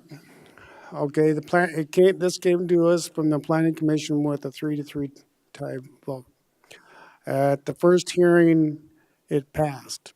At this hearing, it was continued from last week. So that's where the motions that have happened up to this point. At this point in time, we have no motion on the floor. Move approval. On the major plan unit development. There's moved for approval by Hadcock, seconded by Farabee. With one amendment, sir? What you want to make a friendly amendment? Yep, amendment to it would be the number 2, that it was 6 people and then 10 people. I think if it was state law, then we'd change that to what the state said. Can you, PJ? Yeah, the seconder agreeable from the 10 to the 6. And item 2. 6, Spending the night, 6 people. 10 during the day. Yes. 6 at night, 10 during the day. We're going to get some facts from the. Chris is the homeowners association. Chris, could you come up? I think Mr. Farabee has a question for you. No, but our planning director had some information about the state, right? It is our conflict between what the state allows and what we allow or don't allow, or. Yeah, our ordinance allows double the nightly rental allotment, so that'd be 12. Okay, but You can go more restrictive if you'd like. I'll go with the 10 just because it's the people there, with 10 people satisfied better than the 6 And I don't think that would be an issue. 6 people on the maximum daytime occupancy limited to 10 people. Is the seconder okay with that? Well, as long as everything is in accordance with state law and our ordinance, I guess if that's what it is, that's what it is. Could she, I don't know if that in agreeance or not. I just have one more request for an amendment. Yes, sir. On number 15, Yes. if we can change where it says conditional use permit to planned unit development. Yes, sir. Okay, thank you. So 15 is the amendment to PUD, and then 6 people during the day and 10 people or 6 people at night. Daytime is 10. so you're changing that from 12 to 10? Yes, sir. Keep And- still, and that's on condition number 2. Yes, sir. And number 15 is that this is a PUD be reviewed in 1 year.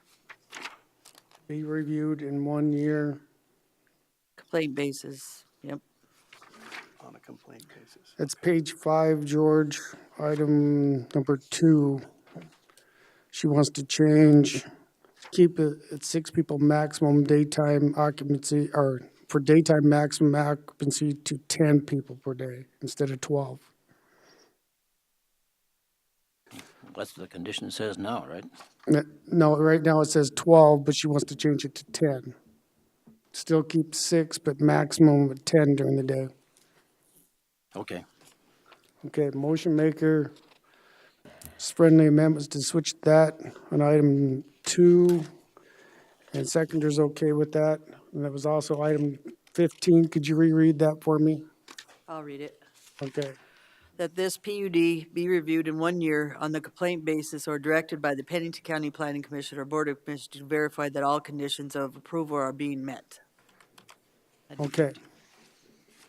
The change is from conditional use permit to PUD in that, Right here, honey. yeah, I know. I'm just saying. Okay, thank you. From conditional use to PUD. Yes, sir. Any further discussion?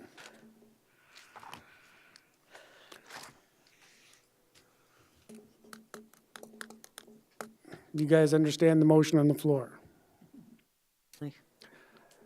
The motion is for approval with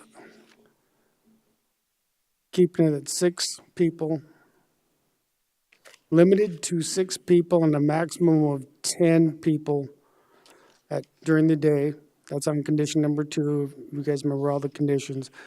And then on item number 15 of the conditions, out of the 15 conditions of it, that this PUD be reviewed in 1 year on a complaint basis or as directed by the Pennington County Planning Commission or Board of Commission to verify that all conditions of the approval are being met.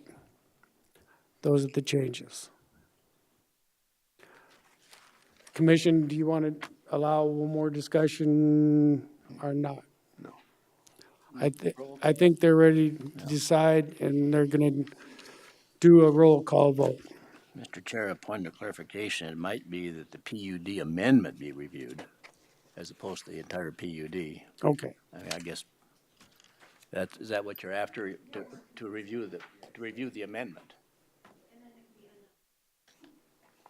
That's right, Commissioner Fairby. It would be that the PUD amendment be reviewed in 1 Okay. year, not the entire Okay. PUD, just this specific. Thanks for the clarification. Okay. Okay. Roll call vote, please. Buskerud? No. DeSanto? Yes. Fairby? Yes. Hadcock? Aye. LaCroy? No. Motion passes 3-2.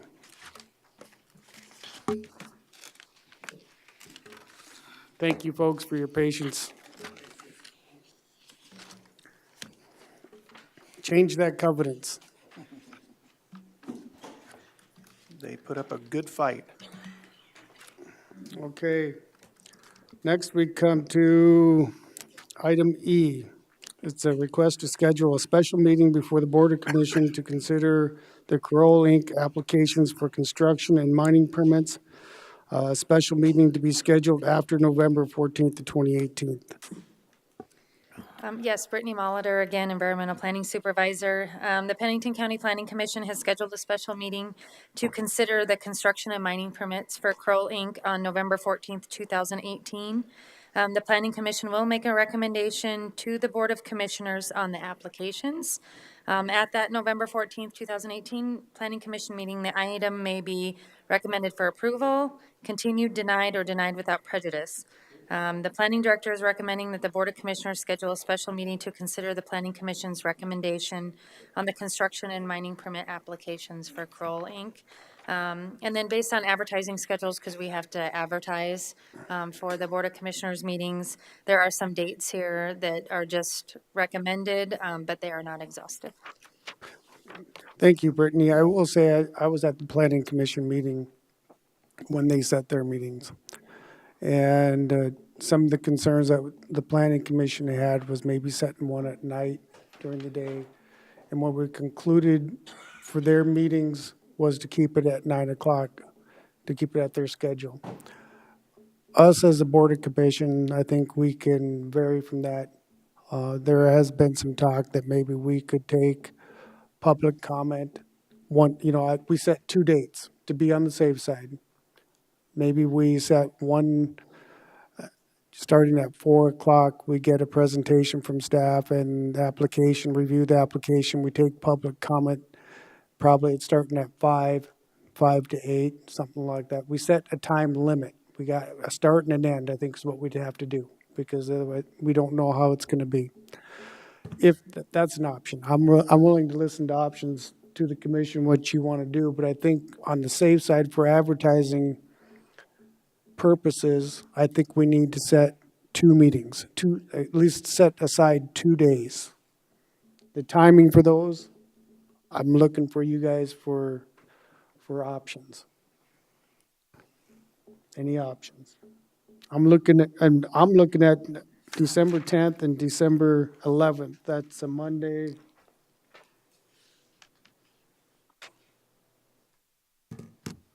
December 10th's a Monday and 11th's a Tuesday. And those are following our commission first meeting in December. I'd like sometime in January. I was looking at December 6th and December 11th. We're kind of caught up in Budget. scheduling. Why are we doing 2 conflicts. meetings? To be on the safe side, and that's not saying we need to. If we can get through it and make a decision in one, fine, but I think it'd be in our best interest to schedule 2, just in case, because of the advertising that we have to do. So you're saying December 6th is not an option? No.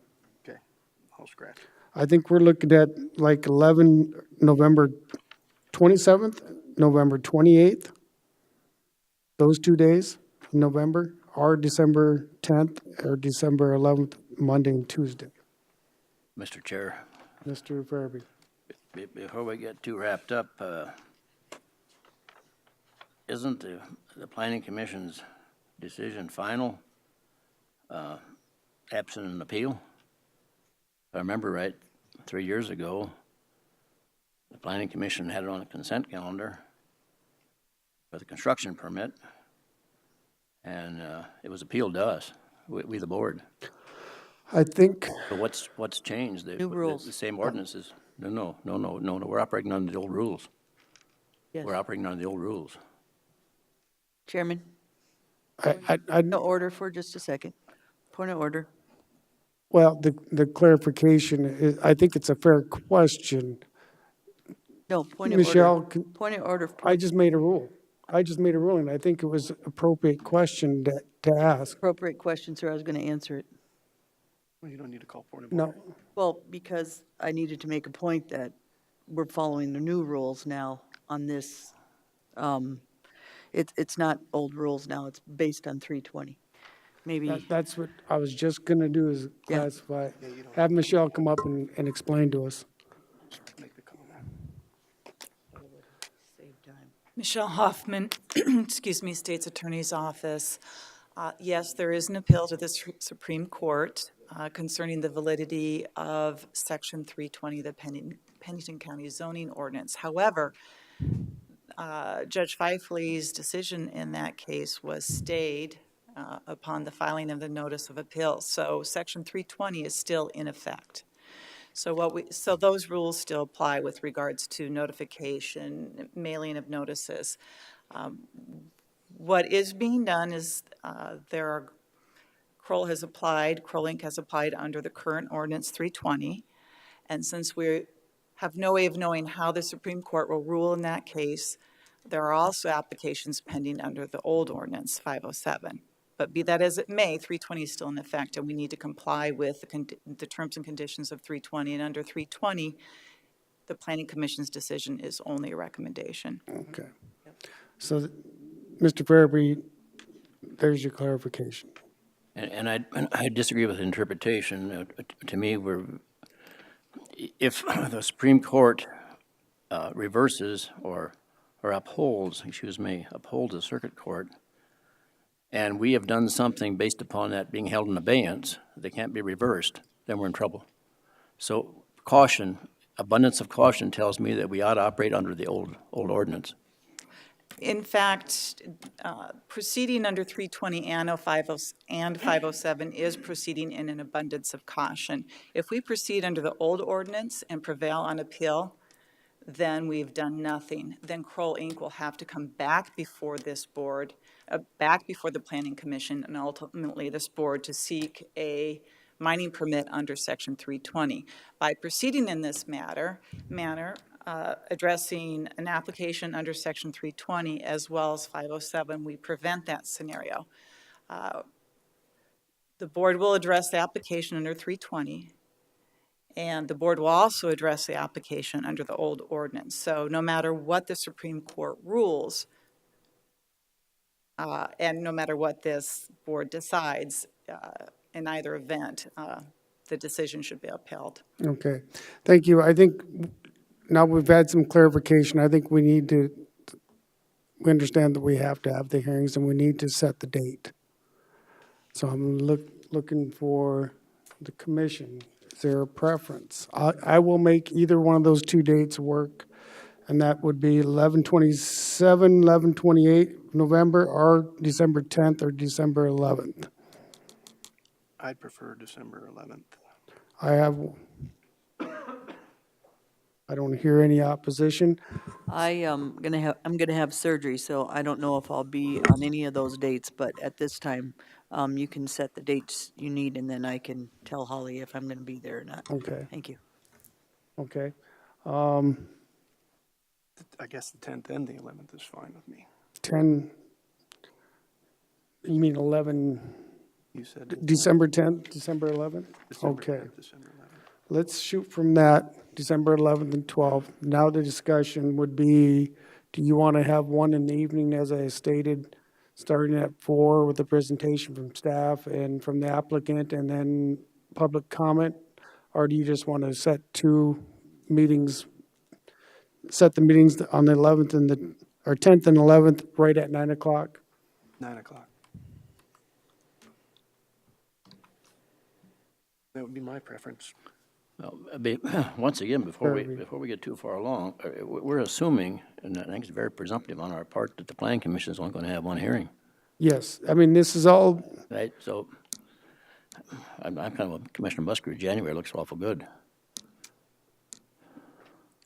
Well, if we're gonna start at 9 in the morning, if we can't get done by 6, let's just quit. Okay. Okay, I think Brittany, you had. I can't imagine. You're very right. The Planning Commission is. They only had one, they're set for one meeting. Correct. And in the bottom of the memo, it does state, if the item is continued at the November 14th, 2018 Planning Commission meeting, then alternate dates for the special meeting will be proposed to the Board of Commissioners at the November 20th, 2018 Board of Commissioners meetings, and it will just depend on public notices. Okay. So from my gathering, from what I've just heard from the commission, they want to do December 10th and 11th at 9 o'clock. Preferred, yep. Preferred. I'd look for a motion. So moved. I'll second. Any further discussion? Seeing none, all in favor indicate by saying aye. Aye. Opposed? Motion carries unanimously. Next, we come to items from the public. This is a time for members of the public to discuss or express concerns to the Board of Commissioners on policies and issues affecting the county government and then its functions. Action will not be taken during this item on any issue brought forth that are not properly noticed. Is there anybody that would like to speak in the public comment? Seeing none, Move to adjourn. Second. moved and seconded to adjourn. All in favor indicate by saying aye. Aye. Aye. Opposed? Motion carries.